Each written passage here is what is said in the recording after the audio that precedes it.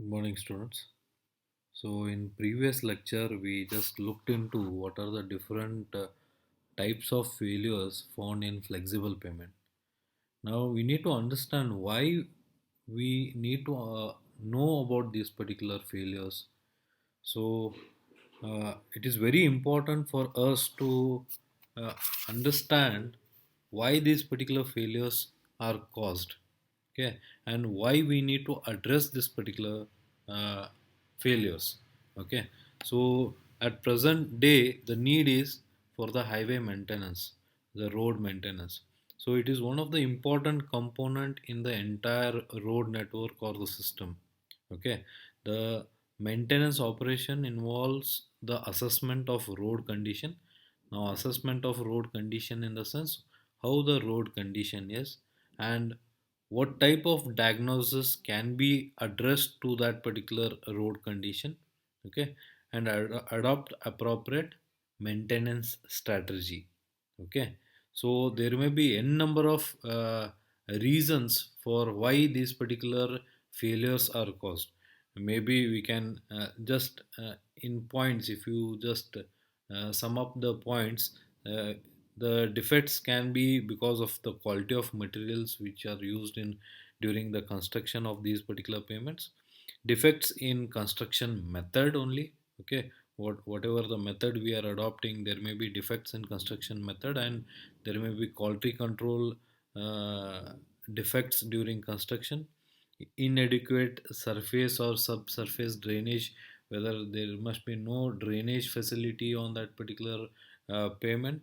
Okay, or it may be due to overloading of this particular payment, which causes number of failures in case of the payment, and due to the settlement of embankments. Okay, because of that also failure causes, because there will be a settlement and you find number of depressions on the payment, which leads to the failure of the payment. And there may be n number of reasons like environmental factors, which involves heavy rainfall, soil erosion, it may be high water table. Okay, so all these leads to number of failures in case of payments. Okay, and it is very important for us to address this particular failures of this particular payment. Okay, if not addressed, then it will lead to costly affairs for rehabilitation or reconstruction of the payment. Okay, so what is the importance of this particular highway maintenance? Okay, so if you are doing timely maintenance or routine maintenance, it will benefit in number of ways. Okay, so some of the points you can see on the screen.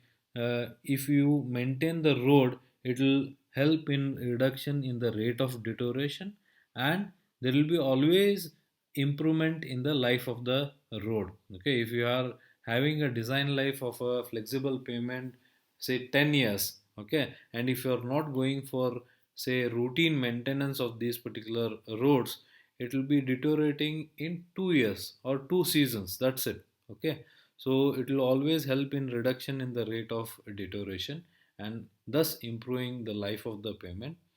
And if these are maintained properly, then it will obviously have a reduction in vehicular operation cost. Okay, so in short, it is also known as VOC. And there is if you assure the comfort of the road users, then there is always a reduction in the rate of accidents. Okay, then keeping roads traffic worthy in all weathers. Okay, you can access these roads in all weathers, and there will be a reduction in pollution. As you ensure that roads are properly maintained, then there will be a reduction in pollution. Okay, and there will be a reduction in fuel. That's how it will be a reduction in pollution, and it is always helping in saving the budget or whatever the funds you allocate for your maintenance work, if these particular practices are adopted.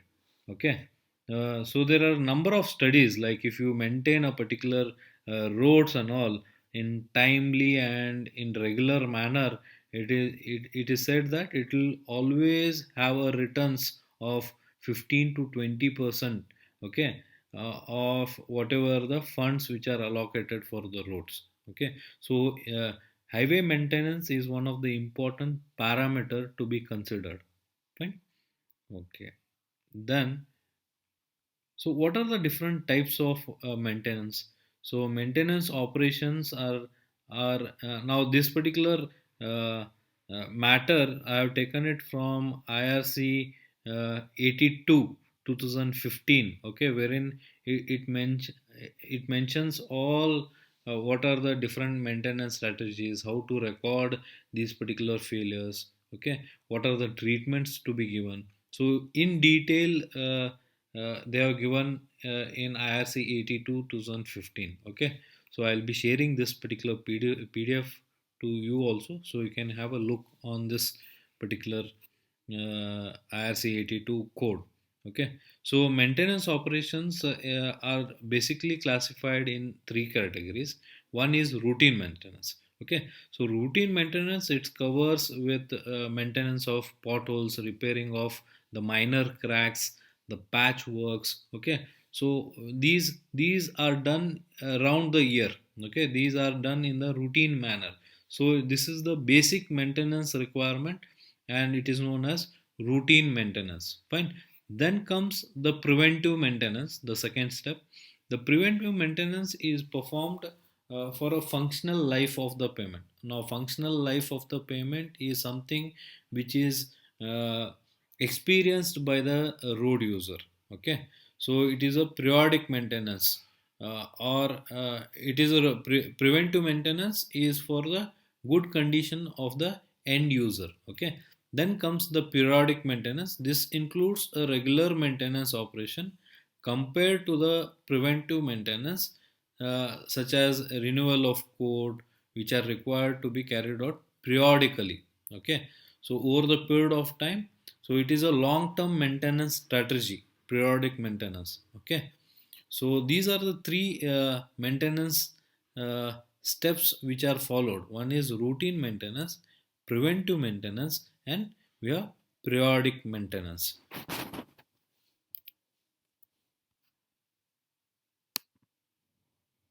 So you can just see over here uh, the payment evaluation. Now, payment evaluation, there is a flow chart wherein it can be done through in two ways. One is the functional evaluation, the second is the structural evaluation. So we need to understand functional evaluation is something which is something related to the surface characteristics of the payment. Okay, wherein the end user which can experience these particular defects or failures of the roads. Okay, and functional evaluation can be done through various ways. One is through PSI. PSI represents present serviceability index. Now this particular serviceability index is a rating given to the payment.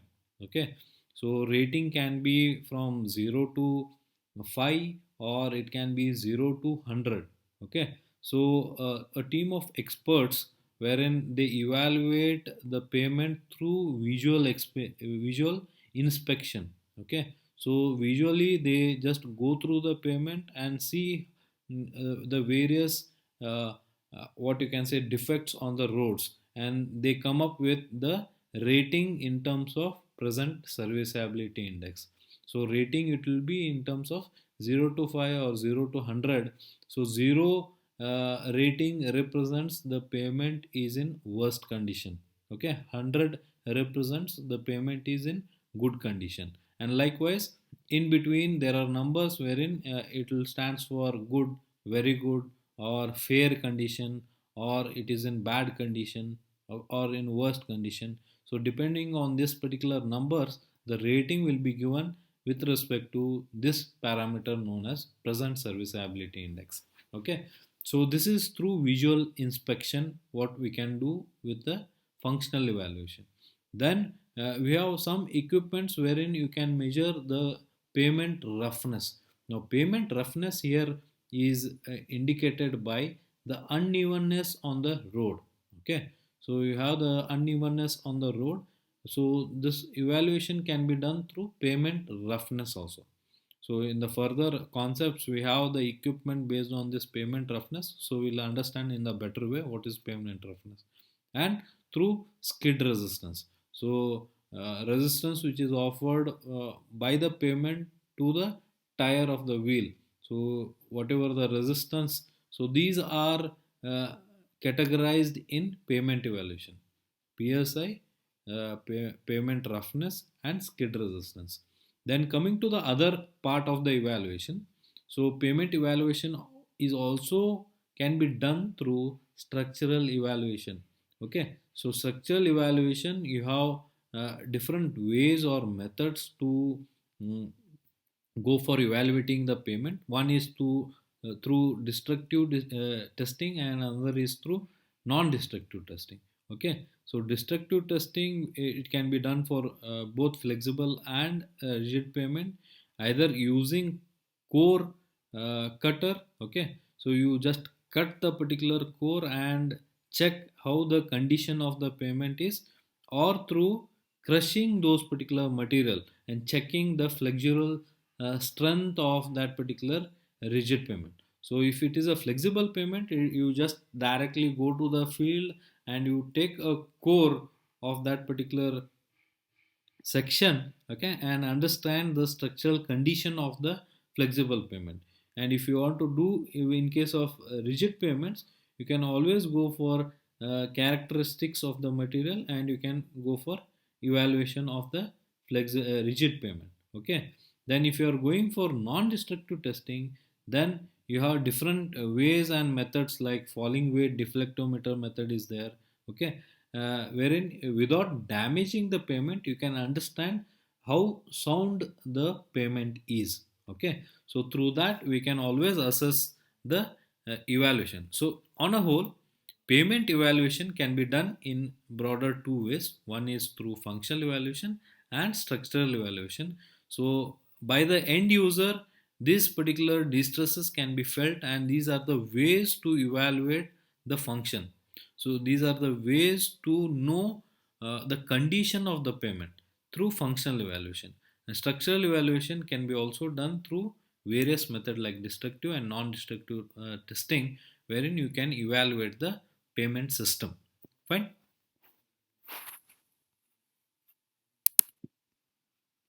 So here you can see this matter. I have taken it from Kadiade and Lal, wherein this table represents different failures, and how these particular failures, what are the symptoms of these particular failures, and what may be the probable causes of these particular failures, and what are the treatment possible treatments of these particular failures. Okay, so your first column represents the type of distress, or these are the failures. So in the previous lectures, we have just gone through different types of distresses or failures in flexible payment.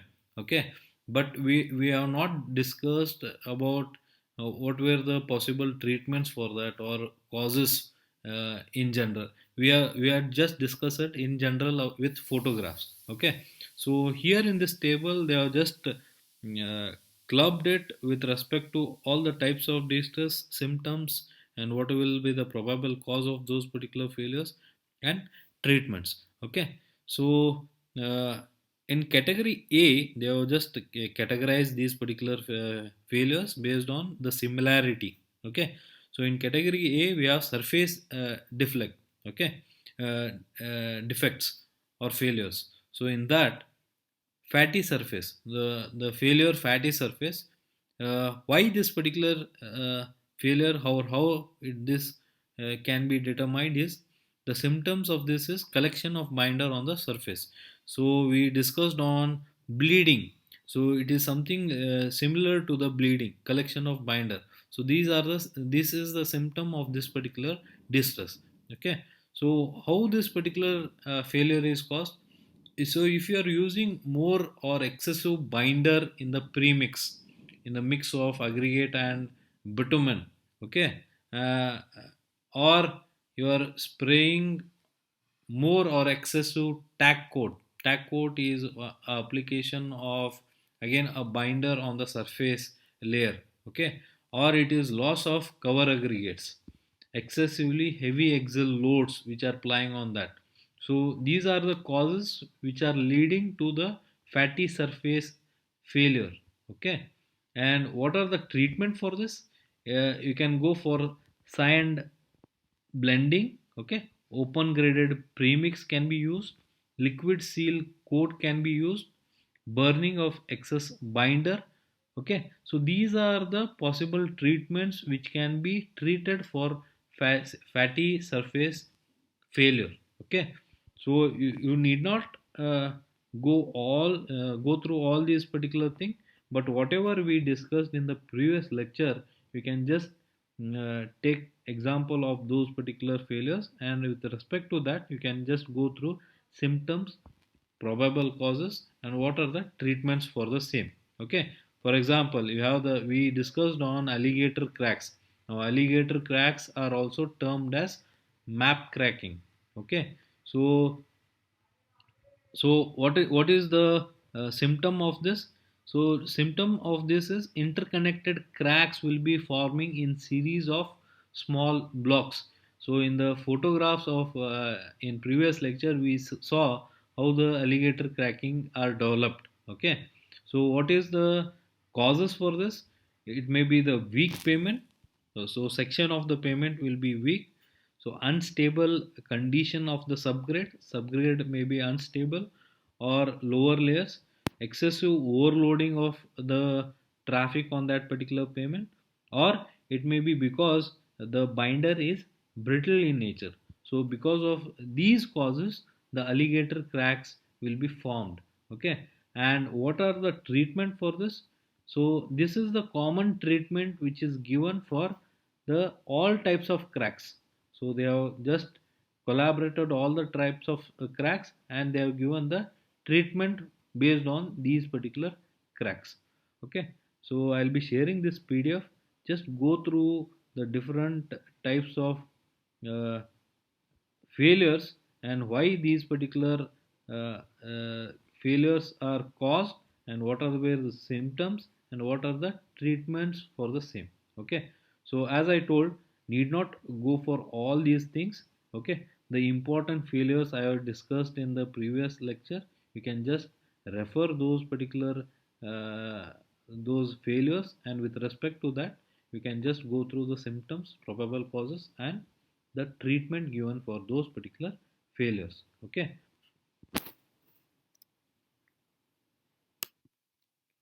So if you just go through IRC 82 2015, this code provides you in detail or in depth about the all different kinds of failures which are found in flexible payments.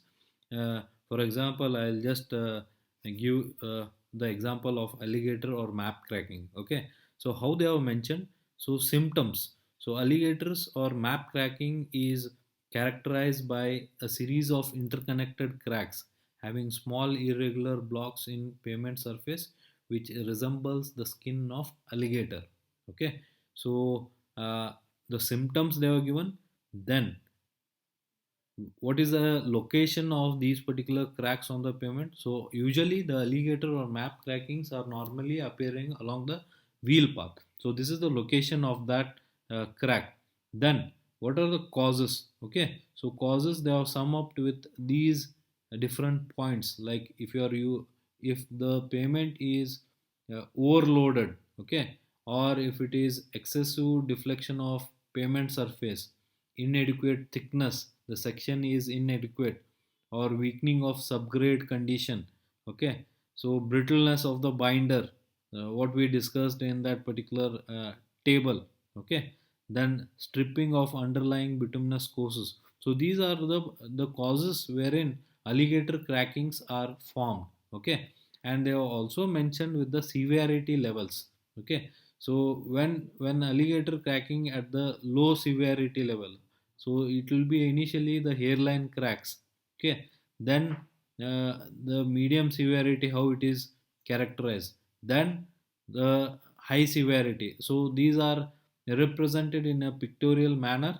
Like these are the low severity with just minor cracks are formed on the wheel path of the pavement. Then medium severity, these particular cracks propagates and you find interconnection between these cracks, and this is the high severity. Okay, so in terms of severity they are mentioned, and then we have the probable treatments of these particular cracks. Okay, so treatment can be crack sealing by bitumen emulsions, crack sealing by rubberized or modified bitumen, or milling and surface recycling. If it is too severe, then we go for this kind of treatment.